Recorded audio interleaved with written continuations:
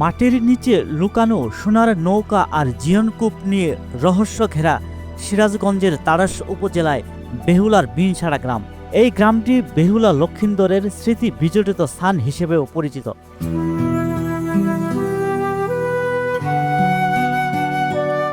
জনশ্রুতি অনুযায়ী বেহুলা যখন লক্ষিন্দরের মৃতদেহ নিয়ে সোনার নৌকায় করে ভেসে যাচ্ছিলেন, তখন বেহুলার ছোট নদী বা নালার মধ্যে নৌকাটি ডুবে গিয়েছিল।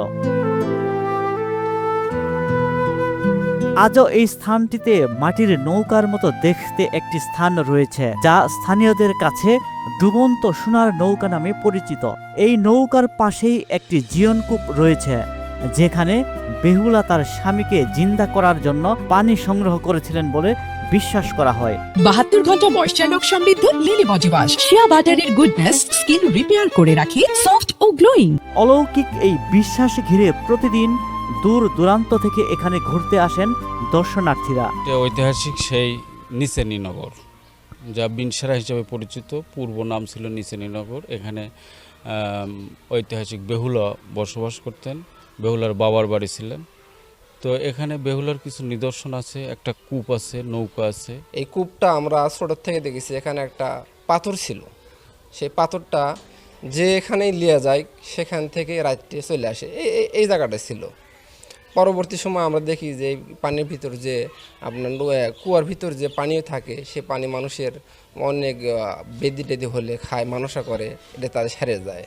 যাই হোক, এটা বেহুলার একটি কিংবদন্তি এটা জিনিস, আমরা এটা মানি, এটা 70 যুগের কাহিনী।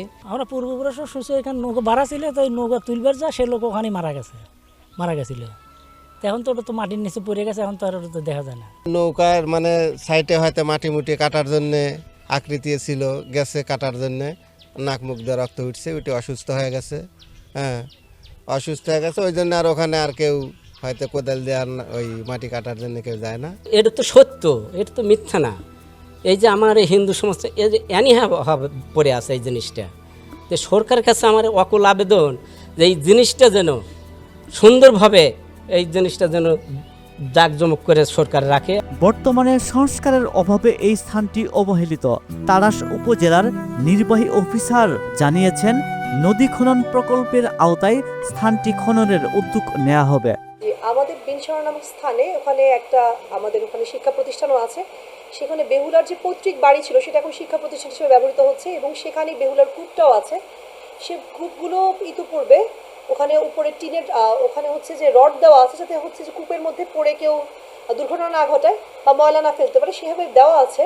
কিন্তু সেটা উপজেলা পরিষদের তরফ থেকে আমাদের এবং ডিসি স্যারের হচ্ছে প্রত্যক্ষ নির্দেশনা আছে যে বেহুলার এই স্মৃতিটা সংরক্ষণার্থে আমরা বড় একটা প্রকল্প নিয়ে, যে বেহুলার কূপ সংরক্ষণ, এবং ওনার একটা নৌকা আছে ওখানে, এবং ওনার পৈতৃক নিবাসটা আছে, এবং এছাড়া যে খাড়িটা এখানে, সেই খাড়িটা কিন্তু বিনসাড়া থেকে বের হয়ে আপনার তালং দিয়ে, এবং শুনেছি সেটা সম্ভবত বগুড়া হয়ে চলে যেত, এবং বেহুলা নাকি ওই পথেই হচ্ছে যে একসময় বাবার বাড়ি আসতেন।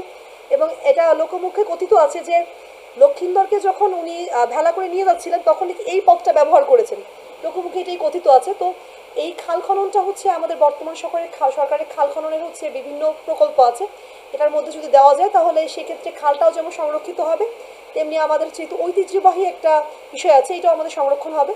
তো আমরা চেষ্টা করব অতি সত্বর একটা ভালো প্রকল্পের মাধ্যমে সবটা এস্টিমেট করে এটাকে সংরক্ষণের ব্যবস্থা করতে, যাতে এখানে আমাদের আরও পর্যটকরা আসতে পারে, এবং হচ্ছে যে আমাদের প্রত্নতাত্ত্বিক যে বিষয়গুলো আছে, আমাদের রূপকথা বা ইতিকথা যেগুলো আছে, সেগুলো যাতে মানুষের মধ্যে বছরের পর বছর সংরক্ষিত হয়, আমরা এভাবে ব্যবস্থা গ্রহণ করবো। এরকম প্রকল্প আমাদের বা পরিকল্পনা আমাদের আছে। 72 ঘন্টা ময়েশ্চার লক সমৃদ্ধ লিলি বডি ওয়াশ, শিয়া বাটারের গুডনেস স্কিন রিপেয়ার করে রাখে সফট ও গ্লোয়িং।